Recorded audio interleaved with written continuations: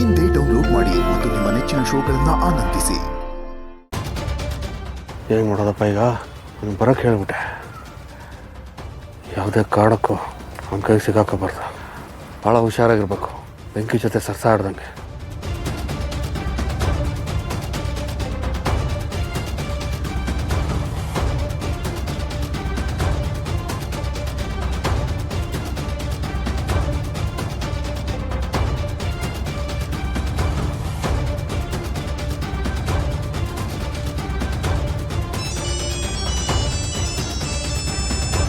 ಬಂದ ಅನ್ಸುತ್ತೆ.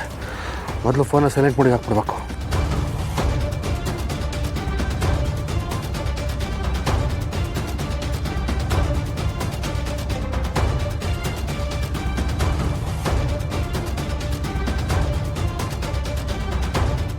ಹಲೋ, ಎಲ್ಲಿದ್ದೀರಾ? ನೀವು ಕಳಿಸಿದ ಅಡ್ರೆಸ್ ಹತ್ರ ಬಂದಿದ್ದೀನಿ. ಈ ಪಾರ್ಕ್ ಎಂಟ್ರೆನ್ಸ್ ಹತ್ರ ಇದ್ದೀನಿ. ನೀವೆಲ್ಲಿದ್ದೀರಿ? ಬನ್ನಿ. ಯಾಕೆ? ನಾನು ಯಾರು ಅಂತ ಕಂಡುಹಿಡಿಯಕ್ಕ ಚಾನ್ಸೇ ಇಲ್ಲ. ನನಗೂ ನಿಮಗೂ ಕಾಂಟ್ಯಾಕ್ಟೇ ಬೇಡ. ಫೈನ್, ನಾನೇ ಬರ್ತೀನಿ. ಎಲ್ಲಿಗೆ ಬರಬೇಕು ಹೇಳಿ? ಪಾರ್ಕ್ ಒಳಗಡೆ ಬನ್ನಿ.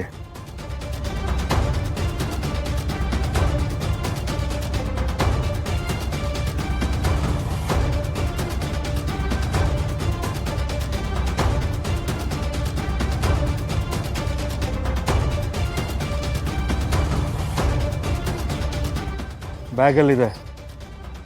ಕಾರ್ನಲ್ಲಿದೆ. ಕಾರಲ್ಲಿ ಇಡಕ್ಕೆ ತಂದ್ರೆ ಅದನ್ನ ಏನ? ಬ್ಯಾಗ್ ತೊಗೊಂಬನ್ನಿ ಅಂದೆ. ಏನು ಆ ಕಡೆ ಈ ಕಡೆ ನೋಡ್ತಾ ಇದ್ದೀರಾ?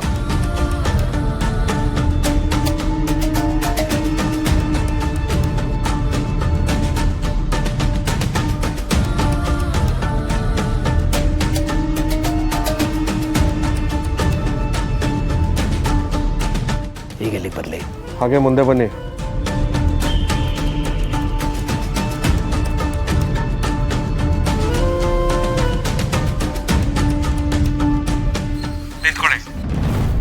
ಹಾಗೆ 4 ಸ್ಟೆಪ್ ಹಿಂದೆ ಹೋಗಿ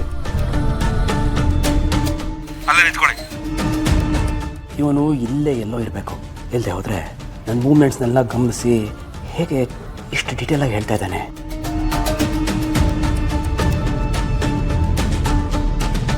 ಈ ಕಡಲೆಕಾಯಿ ಮಾರೋನು ಇರ್ಬೋದಾ? ಇವನು ಹಾಗೆ ವೇಷ ಮರೆಸ್ಕೊಂಡು ಬಂದಿರ್ಬೋದಲ್ವಾ?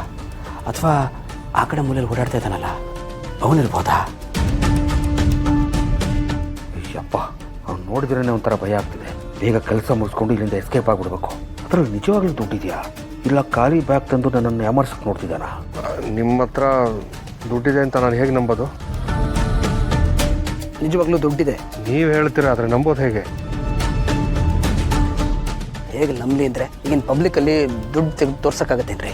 ಯಾಕಾಗಲ್ಲ, ಅದರಲ್ಲಿ ದುಡ್ಡಿಲ್ಲ ಅಂತ ಅನಿಸ್ತಾ ಇದೆ. ನೋಡಿ, ಇದರಲ್ಲಿ ದುಡ್ಡಿದೆ. ಬೇಕಾದ್ರೆ ಫೋಟೋ ತೆಗೆದು ತೋರಿಸ್ಲಾ? ನನ್ನ ಹತ್ರ ಇರೋದು ಸ್ಮಾರ್ಟ್ ಫೋನ್ ಅಲ್ಲ ಅಂತ ನಿಮಗೆ ಚೆನ್ನಾಗಿ ಗೊತ್ತಲ್ವಾ?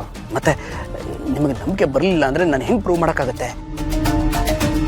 ನಾನು ಹೇಳ್ತಿರೋದು 100% ನಿಜಾನೇ. ಪ್ರಾಮಾಣಿಕವಾಗಿ ಹೇಳ್ತಾ ಇದ್ದೀನಿ. ಇದರಲ್ಲಿರೋದು ದುಡ್ಡೇ. ನಮ್ಮ ಹುಷಾರಲ್ಲಿ ನಾವು ಇರಬೇಕಲ್ವಾ? ಯಾವುದಕ್ಕೂ ಒಂದು ಕೆಲಸ ಮಾಡಿ, ನಿಮ್ಮ ಹತ್ರ ಇರೋ ದುಡ್ಡಲ್ಲಿ ಒಂದು ಕಟ್ಟನ್ನು ಆಚೆ ತೆಗೆದು ತೋರಿಸಿ. ಫೈನ್.